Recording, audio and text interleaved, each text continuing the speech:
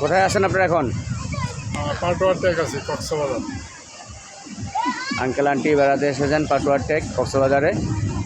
তো কক্সবাজারে এসে পাটুয়ার টেক ঘুরতে আসলো। আর পাটুয়ার টেকটা হলো ইনানি বিচের পরেই। আর এই বিচটার সৌন্দর্য হলো এই বিচে প্রচুর পাথর আছে। তো আমরা আন্টির কাছে শুনি যে পাটুয়ার বিচটা তার কাছে কেমন লাগলো। আন্টি আসসালামু আলাইকুম, কেমন লাগলো আপনার কাছে পাটুয়ার বিচটা? ওয়ালাইকুম আসসালাম। পাটোয়া বীজটা আসলে আমার কাছে খুবই একটা অসাধারণ লেগেছে। মানে ভাষা প্রকাশ করার মতো না। খুব খুব খুব আনন্দ পেয়েছি, খুব ভালো লেগেছে।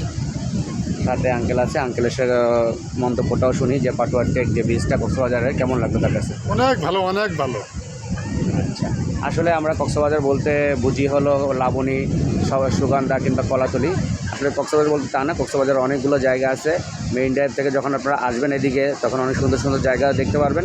আর এই পাটুয়ার থেকে এসে এই পাথর বিছানো যে বীজটা, এটা অবশ্যই আপনারা ঘুরে যাবেন, ছবি তুলে যাবেন, স্মৃতি রেখে যাবেন। কারণ সবসময় তো আসা হয় না, বছরে একবার আসা হয়। তো যারাই সুযোগ পাবেন এসে কিন্তু পাটুয়ার টেক অবশ্যই বেড়াতে যাবেন। আঙ্কেল আন্টি যেমন এসেছে, আপনারা অটো রিজার্ভ করে নিয়ে আসতে পারেন, চান্দের গাড়িতে আসতে পারেন কিংবা সিএনজিতে আসতে পারেন। আর যদি খুবই ঝামেলা মনে করেন তাহলে অবশ্যই আমাদের সাথে যোগাযোগ করবেন, আমরা আপনাদের এখানে আনার ব্যবস্থা করে দেবো। ওকে, ধন্যবাদ আপনাদেরকে, আল্লাহ হাফেজ।